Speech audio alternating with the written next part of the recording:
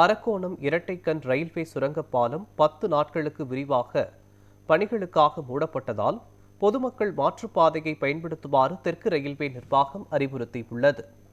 சென்னையில் இருந்து அரக்கோணம் வரை 4 ரயில் இருப்பு பாதைகள் அமைக்கப்பட்டுள்ளது. இதில் 2 இருப்பு பாதையில் மின்சார ரயில்களும் மீதமுள்ள 2 இருப்பு பாதையில் எக்ஸ்பிரஸ் ரயில்களும் சென்று வருகின்றன. அரக்கோணம் வரை 4 ரயில் இருப்பு பாதைகள் இருந்தாலும் அரக்கோணம் ரயில் நிலையம் வரை முழுமையாக தண்டவாளங்கள் இணைக்கப்படவில்லை. இதன் காரணமாக சென்னையிலிருந்து வரும் ரயில்கள் திருவாலங்காடு வரை எக்ஸ்பிரஸ் பாதையில் வந்து அங்கிருந்து மின்சார ரயில் பாதையில் இயக்கப்படுகிறது. இதனால் எக்ஸ்பிரஸ் ரயில்கள் சென்ற பிறகே மின்சார ரயில்கள் அரக்கோணம் ரயில் நிலையத்திற்கு வரவேண்டியுள்ளது.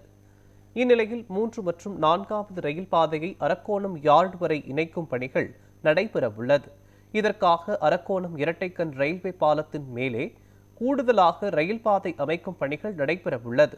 இதுகுறித்து சென்னை கோட்ட கட்டுமான பணிகள் முதுநிலை பொறியாளர் பாலாஜி கூறுகையில், SR கேட் முதல் அரக்கோணம் புதிய பேருந்து நிலையம் வரை மாற்றுப்பாதையை பொதுமக்கள் பயன்படுத்திக் கொள்ள வேண்டும் என்றார்.